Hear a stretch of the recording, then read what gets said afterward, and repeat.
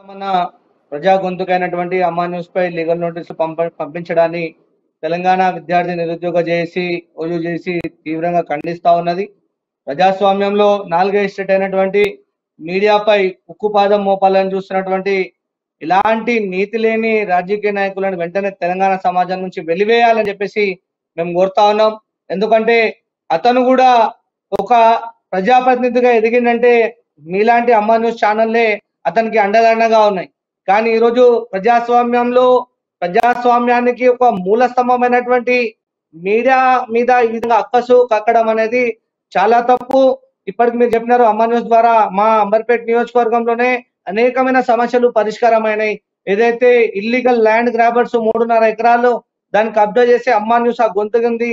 అలాగే డ్రైనేజ్ తవ్వుతే అక్రమార్కులు వచ్చేసి డబ్బులు వసూలు చేసి అమ్మా న్యూస్ ఈ రోజు బస్సీలోకి వచ్చి లైవ్ టెలికాస్ట్ చేయడం ద్వారా బస్సీలో ఎవరైతే పాల్పడ్డారో వాళ్ళకందరూ కూడా తెలియజేట్ చేసింది. ప్రభుత్వ అధికారులందరూ కూడా వచ్చి అక్కడ సందర్శించి వాళ్ళందరూ కూడా న్యాయం చేయడం జరిగింది. అలాంటి అమ్మా న్యూస్ ఈ రోజు బస్తీ వేదిక కూడా దూసుకోబోతా ఉంటే కేవలం ఈ జోగురామన్న చేసినట్టు లేదు. ఇది జోగురామన్న వెనకాల ఐటీ శాఖ మినిస్టర్ ఉన్నాడు అని మాకు అనిపిస్తా ఉన్నది. ఎందుకంటే ఎక్కడ ఏ సమస్య వచ్చినా సరే స్పందించేటువంటి వ్యక్తులు ఎవరుంటారో వారి మూలాలు ఏవైతే ఉన్నాయో లేదా వారికి అండదండలుగా ఎవరు ఉంటున్నారో వాళ్ళందరినీ కూడా నీరు గార్చేటువంటి పరిస్థితిని ప్రయత్నాన్ని ఈరోజు ఈ యొక్క వ్యక్తులను ముందుండి ఐటీ శాఖ మినిస్టర్ చేస్తా ఉన్నాడు అని చెప్పేసి మేము అనుకుంటా ఉన్నాం. ఖబర్దార్ జోగురామన్న నిరుద్యోగుల గొంతుగా నిల్చున్నటువంటి అమ్మా న్యూస్ ద్వారా అమ్మా న్యూస్ పైన ఈ విధంగా ఇల్లీగల్ నోటీసులు పంపిస్తే భయపడేదే లేదు. మేమందరం కూడా న్యాయ విద్యార్థి సేన కూడా అమ్మా న్యూస్ కి అండగా ఉంటది. నువ్వు తక్షణం అమ్మా న్యూస్ కి క్షమాపణ చెప్పు, యావత్ తెలంగాణ సమాజానికి క్షమాపణ చెప్పు. పోరాడితే పోయేదేం లేదు, వెధవ బానిస సంఖ్యలు తప్ప అనే ఒక వారసులం మేము. ఈ అమ్మా న్యూస్ డిబేట్ ద్వారా మీకు నేను హెచ్చరిస్తున్నాను అనుకోండి. మీరు ఒక బీసీ బిడ్డ దొరల యొక్క చెప్పు చేతుల్లో ఉండొద్దు. అమ్మా న్యూస్ మా గొంతుగా మా సమస్యలని నిరుద్యోగ సమస్యలని నిరంతరం వాళ్ళందరూ కూడా టెలికాస్ట్ చేస్తా ఉన్నారు. ఈరోజు అన్ని మీడియా ఛానళ్ళు ఏవైతే దొర చేతిలో కబంధాస్తమైనాయో అవన్నీ కాకుండా ఈరోజు అమ్మా న్యూస్ ప్రజాస్వామ్యాన్ని నమ్ముకొని మాలాంటి ప్రజాస్వామ్య నాయకులను నమ్ముకొని ముందుకు పోతుంది. అలాంటి ప్రజాస్వామ్యమైనటువంటి అమ్మా న్యూస్ ని మీరు టార్గెట్ చేస్తే ఊరుకోము.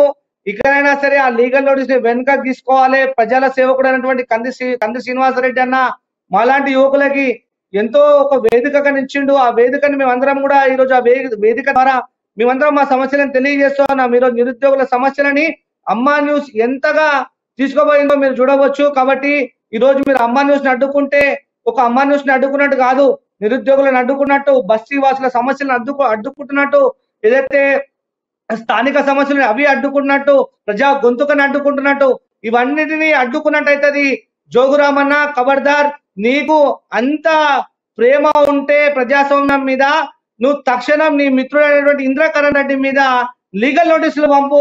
ఏదైతే తెలంగాణ సమాజాన్ని అతను వ్యతిరేకించిండో, నిరుద్యోగుల యొక్క చావులని హేళన చేసి మాట్లాడిండో, నిరుద్యోగుల కోసం పోరాడినటువంటి వ్యక్తుల యొక్క త్యాగాలను కించపరిచిండో, సర్వసాధారణం అన్నాడు పేపర్ లీకేజీలని, అతని మీద నువ్వు లీగల్ నోటీసులు పంపు.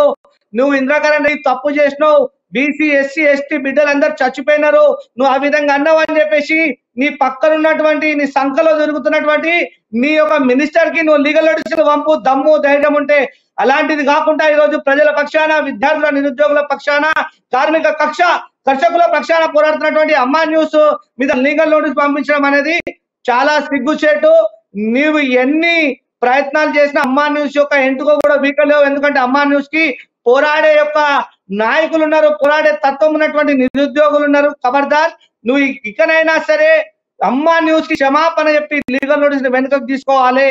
ఎవడో ఇల్లు కాలిందని చెప్పేసి, నా ఇల్లే కాలిందని చెప్పేసి అమ్మా న్యూస్ మీద ఎత్తేసే ఊరుకునే లేదు. జోగురామన్న, ఇకనైనా సరే నువ్వు అమ్మా న్యూస్ కి క్షమాపణ చెప్పాలని చెప్పేసి ఈ సందర్భంగా నేను వేడుకుంటా ఉన్నా.